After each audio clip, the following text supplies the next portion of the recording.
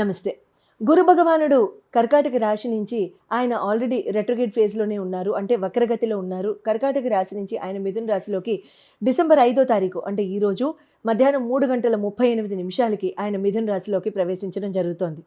అయితే కర్కాటక రాశిలోకి గురు భగవానుడు అక్టోబర్ 18నే ప్రవేశించడం జరిగింది. అప్పుడు మనం ఆ రాశి ఫలాలు అవి చెప్పుకున్నాము. బట్ రెట్రోగేట్ ఫేజ్‌లో నవంబర్ 11న ఆయన వక్రగతి చెందడం జరిగింది. వక్రగతిలో కూడా మళ్ళీ కర్కాటక రాశిలోనే వెనక్కి వస్తూ ఆయన పునర్వసు నక్షత్ర 4వ పాదంలో కర్కాటక రాశిలో ఆయన వెనక్కి ఆ వక్రగతి స్థితిలో ఉంటూ ఇప్పుడు ఈరోజు మధ్యాహ్నం 3:38 ఆయన మిథున రాశిలోకి మళ్ళీ పునఃప్రవేశం చేయడం జరుగుతోంది.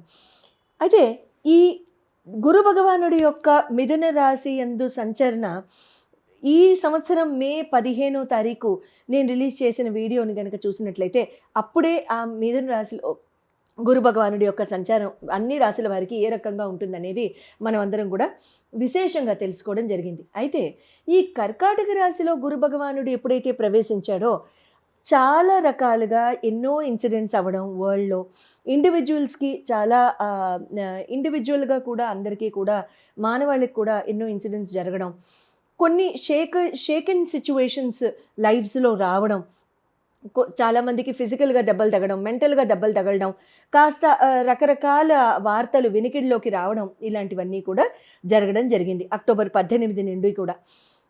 మీలో ఎంతమంది అటువంటి సిచ్యువేషన్స్ని ఫేస్ అయి ఉన్నారు అనేది కమెంట్స్లో పెట్టండి. అంటే అది పెట్టారు అని అంటే నేనేదో సంతోషపడతానని కాదు, దానికి to see the correlation and to see the coincidence. అంటే నేను జనరల్గా ఈవెంట్స్కి వీటికి వెళ్ళినప్పుడు నేను ఎన్నోసార్లు గమనించింది ఏంటంటే, ఎంతోమంది అంతెందుకు నాకు మొన్న ఒక 2 days బ్యాక్ కూడా ఎవరో కలిసి చెప్తున్నారు, మ్యామ్ అక్టోబర్ 18నే ఈ పర్టిక్యులర్ ఇన్సిడెంట్ జరిగింది అని చెప్పేసి.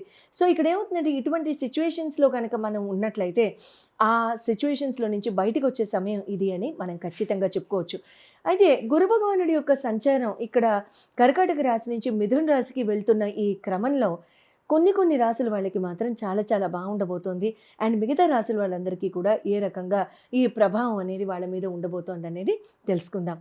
మొట్టమొదట ఈ రాసుల వాళ్ళందరికీ కూడా వీళ్ళల్లో చాలా చాలా బాగుండబోతున్న రాసులు ఒక 5 రాశులు ఉన్నాయండి. ఆ రాశులు ఏమిటి అనేది, వీళ్ళందరికీ ఎలా ఉండబోతోంది, ఆ మిగతా రాశుల వాళ్ళకి 7 రాశుల వాళ్ళకి కూడా ఏ రకంగా ఉండబోతోంది అనేది మనం తెలుసుకుందాం. గురు భగవానుడు అంటేనే is a planet, is a Majestic planet. అంటే చాలా superbly huge, large, biggest of planets. మనం గురు అని ఎవరినైతే సంబోధిస్తామో ఆ గురువులకే గురువు, దేవగురువు బృహస్పతి, దైవాలకే గురువు, భగవంతుళ్ళకే గురువు అయిన ఆ బృహస్పతి గురించి మాట్లాడుకోవాలంటే అసలు మనకి ఆ మైండ్ యొక్క మెంటల్ వేవ్ లెంగ్త్ కూడా చాలదు, బ్యాండ్ విడ్త్ కూడా చాలదు.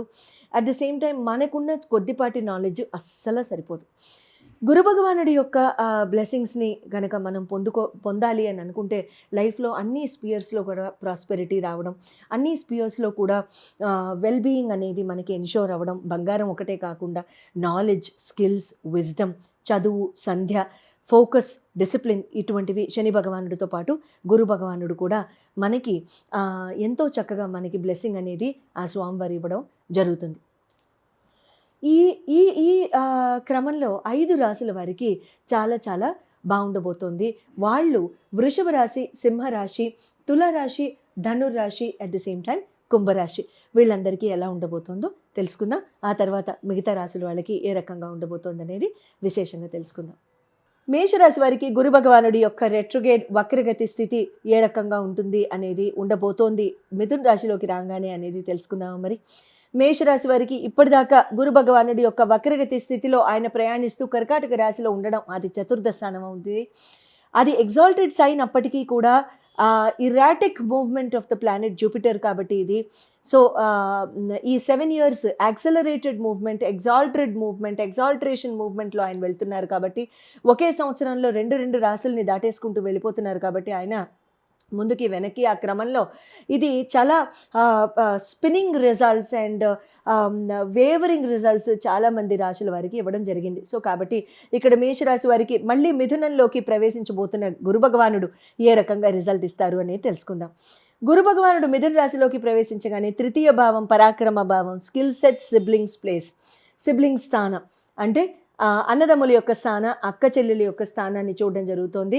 తర్వాత మీ ధైర్య సాహసాలు, పరాక్రమ భావం, దేన్నైనా సరే అచీవ్ చేసే తత్వం, ఏదైనా సరే చేజెక్కించుకునే తత్వాన్ని ఇక్కడ చూడడం జరుగుతోంది. అయితే ఇక్కడ చిన్నవాళ్ళు, మీ సిబ్లింగ్స్ కనుక మీకంటే చిన్నవాళ్ళు అయితే మాత్రం, తమ్ముళ్ళు చెల్లెళ్ళు అయితే మాత్రం వాళ్ళ పట్ల బాగా దృష్టి పెట్టండి. వాళ్ళతో కాస్త ఎడబాటు పెరుగుతుంది ఈ సమయంలో. మాట్లాడదాం అనుకోవడం, మాట్లాడలేకపోవడం, మెసేజ్ చేద్దాం అనుకోవడం, మెసేజ్ చేయలేకపోవడం, ఆడియో చేద్దాం అనుకోవడం, ఆడియో మెసేజ్ ఇవ్వలేకపోవడం, అటువంటి తప్పులు చెయ్యకండి. టైం లేకపోతే కాస్త ఒక 4 ముద్దలు తక్కువ తినేసైనా వాళ్ళకి ఒక ఆడియో మెసేజ్ పెట్టేసేయండి. That is the greatest tip I can give you మేషరాశి. మీ తమ్ముళ్ళు, మీ చెల్లెళ్ళు, వీళ్ళు ఎస్పెషలీ జాగ్రత్త. అండ్ వాళ్ళ పట్ల చాలా ప్రేమగా, ప్రేమాభిమానాలతో ఉండండి. ఏదో ఆశిస్తూ కాదు, ఇది మీ విధి, మీరు పాటించవలసిన విధి, మీరు పాటించవలసిన కర్మ. ఈ టైంలో ఇలా కనుక చేసినట్లయితే, ఎందుకు మిథున రాశిలో బుధ భగవానుడు ప్రయాణించడం, సంచారం చేయడం, బుధ భగవానుడి యొక్క రాశిలో సంచారం చేయడం, బుధ భగవానుడు అక్కా చెల్లెళ్ళు, అన్నదమ్ముళ్ళు, అందులో చిన్నవాళ్ళు, వాళ్ళని సూచిస్తూ ఉంటారు. సో వాళ్ళని చాలా ప్రేమగా, ఆదరపూర్వకంగా వాళ్ళతో మాట్లాడడం లాంటివి ఇక్కడ చాలా చాలా బాగుంటుంది. ఎన్నో షార్ట్ జర్నీస్ కానివ్వండి, లాంగ్ జర్నీస్ కానీ చేయడానికి ఇక్కడ ఆస్కారం ఉంటుంది. ఎక్కువగా 2-3 days, within 2-3 days, 4-5 days wrap up చేసుకుని వచ్చే జర్నీస్ ఎక్కువగా కనపడుతున్నాయి. సో ఎంజాయ్ మేషరాశి all together. All the very best and good luck to you. మీరు కనుక ఏదైనా ఇండివిజువల్ క్వశ్చన్స్ కనుక మీకు ఉన్నట్లయితే, మీ జన్మ జాతక రీత్యా, మీ లగ్న రీత్యా, మీ జరుగుతున్న దశ అంతర్దశల రీత్యా మీకు ఇక్కడ ఏమైనా క్వశ్చన్స్ కనుక ఉన్నట్లయితే ఖచ్చితంగా మీరు స్క్రీన్ మీద డిస్ప్లే చేయబడ్డ నంబర్స్కి కాల్ చేసి అపాయింట్మెంట్ తీసుకోవచ్చు. ప్రతి రాశి వాళ్ళు కూడా ఈ గురు భగవానుడి యొక్క రెట్రోగేట్ వక్రగతి పరిస్థితి నుంచి బయటపడాలంటే, ఇందులో మనం చెప్పుకున్నాం 5 రాశుల వారికి చాలా శుభదాయకంగా ఉంది అని.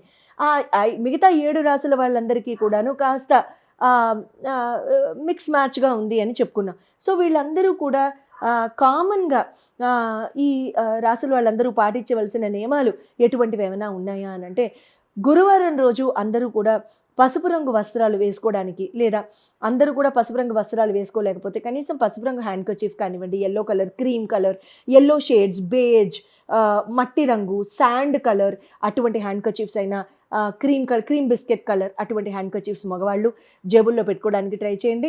తర్వాత మిగతా వాళ్ళందరూ కూడా కనీసం ఆడవాళ్ళు అయితే పసుపు రంగు చీరలు ధరించడం కానీ, పసుపు రంగు సల్వార్ కమీజ్ వేసుకోవడం కానీ, పసుపు రంగు దుపట్టా వేసుకోవడం కానీ ఇలాంటివి ట్రై చేయండి. పసుపు రంగు యాక్సెసరీస్ పెట్టుకోండి. గోల్డ్ ఎక్కువగా ధరించడానికి ప్రయత్నించండి.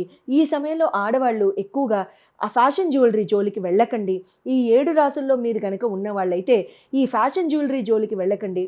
ఈ బంగారం ఆభరణాలు మాత్రమే చెవుల్లో ధరించడానికి ప్రయత్నించండి. అది చిన్నదో పెద్దదో ఎంతదైనా సరే, అది ఇంత పెద్దగా ఉన్నా సరే, లేకపోతే చిన్న నలకంతో ఉన్నా సరే, అది బంగారం అనే మెటలు చెవి తమ్మెకి మీకు అది తాకేలాగా చూసుకోండి.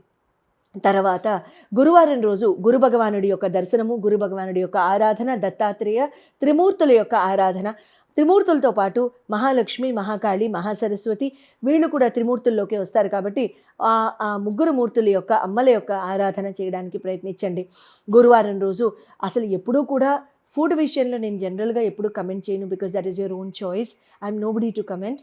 బట్ గురువారం రోజు ఇతరోతర ఫుడ్ స్టఫ్ ఏమైనా తీసుకుంటున్నట్లయితే అటువంటివి కాస్త రిఫ్రెయిన్ చేయడానికి ట్రై చేయండి.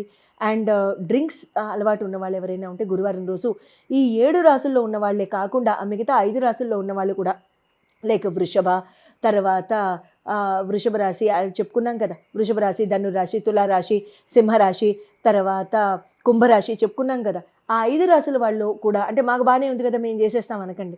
సో వాళ్ళు కూడా ఎట్టి పరిస్థితుల్లో గురువారం రోజు ఎటువంటి ఆహారాల్ని, అంటే మన హెల్త్ వైజ్ యాక్సెప్టెడ్ ఆహారాలని కాని వాటిల్ని, తర్వాత ఇతరోతర విషయాల్లో కూడా యాక్సెప్ట్ కాదు అనుకుంటే అటువంటి ఆహారాల్ని సేవించడానికి కాస్త రిఫ్రెయిన్ చేయండి. డ్రింక్స్ అలాంటివి తీసుకునేటట్టయితే గురువారం రోజు అవాయిడ్ చేయండి.